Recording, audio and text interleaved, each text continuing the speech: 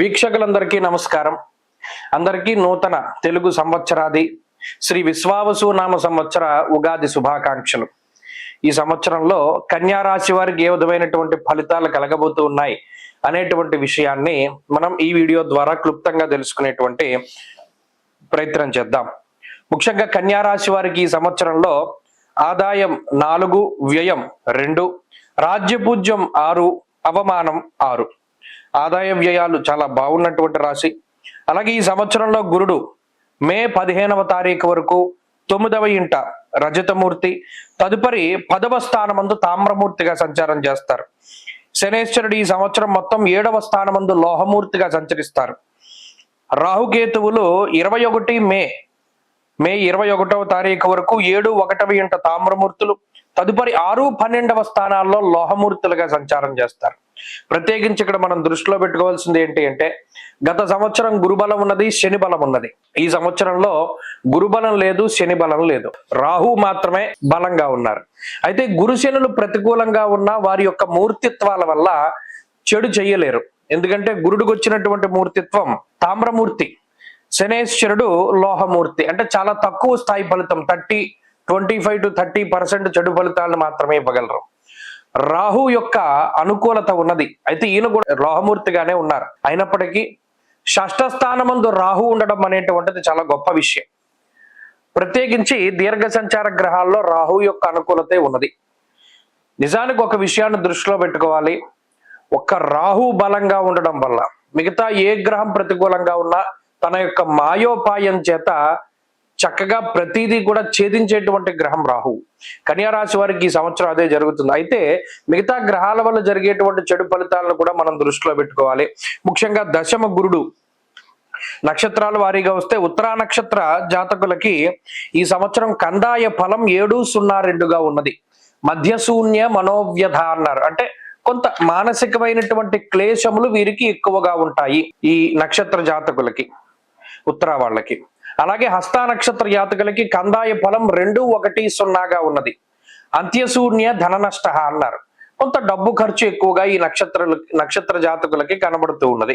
చిత్తా నక్షత్రం వాళ్ళకి కందాయ ఫలం 5-2-3గా ఉన్నది.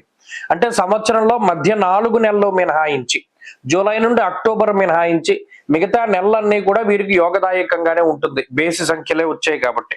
అయితే ఇక రాశి ప్రకారం చూస్తే దశమం వృత్తి, కర్మ, ప్రవృత్తి లేదా జీవన విధానాన్ని సూచించేటువంటి గొప్పదైనటువంటి కేంద్రం.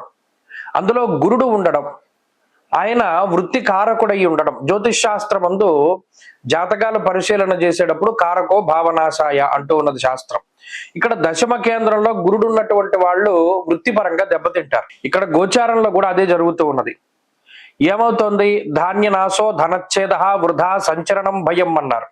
అంటే దీనివల్ల ఏమవుతుంది? వృధా ఖర్చులు పెరుగుతూ ఉంటాయి. అలాగే ధాన్యనాశ, ఏదైతే మూల సంపద ఉన్నదో, మూలధనం ఏదైతే మనం ఇంతవరకు దాచిపెట్టుకున్నామో ఆ డబ్బు ఖర్చు అవ్వడం అనేటువంటిది జరుగుతూ ఉంటుంది. ఇక్కడ ఒక విషయం ఏంటంటే, ఉదాహరణకు ఏదైనా ఒక ఇల్లు కొనుక్కున్నారు, ఓ డౌన్ పేమెంట్ కట్టాలి, అది మూలధనంలోంచే కడతారు. ఇందులో 2 రకాలుగా ఉంటాయి, మంచిగాను చెడుగాను కూడా జరుగుతూ ఉంటాయి. కానీ ఖర్చు అవుతుంది అనేటువంటి విషయాన్ని గురుడు వల్ల మనం చెప్పుకోవచ్చును. అలాగే ఉద్యోగమున స్థాన చలనానికి అవకాశం ఉంటుంది. ఆస్తులు, బంగారములు ఇటువంటి వాటిని తాకట్టు పెట్టి ధనాన్ని తీసుకోవడానికి అవకాశం ఉంటుంది. ఇక్కడ ఏదైనా అప్పుగా తీసుకోవడానికి, కుదువ పెట్టడానికి, లోన్లు లాంటివి తీసుకోవడానికి ఎక్కువ అవకాశాన్ని కల్పిస్తుంది ఈ గ్రహస్థితి. అప్పు చేసి వాహనాలు కొనుగోలు చేయడం, అప్పు చేసి ఇల్లు కొనుగోలు చేయడం, ఇందాక మనం చెప్పుకున్నట్టు అటువంటి వాటికి ఎక్కువగా అవకాశం ఉంటుంది. అయితే విలువైనటువంటి వాటిని 10 రూపాయలు పెట్టి కొనవలసినటువంటి చోట 15 రూపాయలది మిమ్మల్ని ఆకర్షిస్తే దాన్ని పెట్టి మీరు కొనుగోలు చేస్తారు. కుటుంబ కలహాలకి ఈ గ్రహస్థితి కొంత అవకాశాన్ని కల్పిస్తూ ఉన్నది. శరీరం బరువు పెరగడానికి అవకాశం ఉంటుంది. కన్యా రాశి వారిది ప్రధానంగా దృష్టిలో పెట్టుకోవాలి.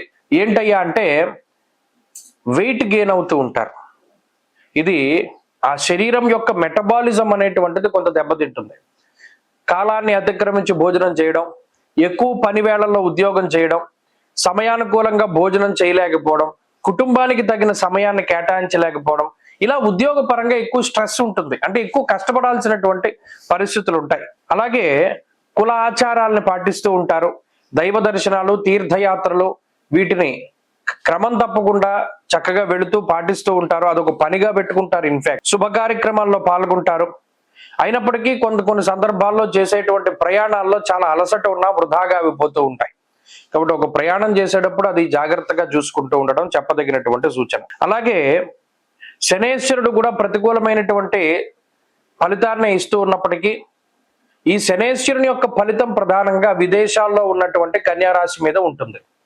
అక్కడ స్థిరత్వం కోసం ప్రయత్నం చేస్తూ ఉండేటువంటి వారు మరింత కష్టపడవలసి రావడం, లేదా విదేశాల్లో ఉద్యోగాన్ని కోల్పోవలసి రావడం, ఇటువంటి వాటిపై ప్రభావాన్ని చూపెడుతుంది. అయితే ఈ 2 గ్రహాలు ఇచ్చేటువంటి ప్రతికూలతల్ని రాహు తగ్గించి వేస్తాడు. ధైర్య బుద్ధిర్ వీర్య బుద్ధిర్ రిపునాశం సదాశుభం అన్నది శాస్త్రం. అనగా గొప్ప ధైర్యమైనటువంటి బుద్ధిని, వీర్యము అనగా శౌర్య పరాక్రమాలు, చాలా సాహసోపేతమైనటువంటి నిర్ణయాలు తీసుకుంటారు. దానివల్ల ధైర్యే సాహసే లక్ష్మి, దాని వెనకాలే ధైర్యం, డబ్బు ఇవన్నీ వస్తాయి. కాబట్టి రాహు ఎంత మాయోపాయాన్నైనా సరే పన్ని ఈ గురుశనులు ఇచ్చేటువంటి చెడు ఫలితాల నుండి కాపాడుతారు. ఇది చాలా గొప్ప విషయం. ఎక్కడా మోసపోనివ్వకుండా, ఎక్కడా మీ వస్తువులు దొంగల పాలు కాకుండా, ఎక్కడా మీ పరువు పోకుండా రాహు ఎంతసేపటికి కాపాడుకుంటూ వస్తారు. ఇది చాలా గొప్ప విషయం. శత్రువులపై పూర్తి స్థాయిలో విజయాన్ని ఆశించడానికి అవకాశం ఉంటుంది. కాబట్టి ఇక్కడ కొన్ని సందర్భాల్లో కుటుంబానికి దూరంగా వెళ్ళవలసి వస్తుంది. భార్య వేరే చోట, భర్త వేరే చోట ఉద్యోగపరంగా వెళ్ళవలసినటువంటి పరిస్థితులు ఉంటాయి. ఇవన్నీ ఈ సంవత్సరం కన్యా రాశి వారి దృష్టిలో పెట్టుకోవాలి. మరిన్ని అనుకూలమైనటువంటి ఫలితాలను సాధించడానికి ఎక్కువగా ఈ సంవత్సరం గురువు యొక్క ఆరాధన చేయాలి. దక్షిణామూర్తి స్తోత్రాన్ని ప్రతిరోజు చదువుకుంటూ ఉండడం, వినాయకుడికి ప్రత్యేకించి ప్రతి గురువారం నాడు వెళ్ళి విఘ్నేశ్వరుని యొక్క ఆరాధన చేస్తూ ఉండడం, ఇటువంటివి చేస్తూ ఉంటే మంచి ఫలితాలని ఆశించవచ్చు. ఈ సంవత్సరంలో కలిసి వచ్చేటువంటి వారం శనివారంగా చెప్పవచ్చు. అదృష్ట వర్ణము పసుపు, నీలముగా చెప్పవచ్చును.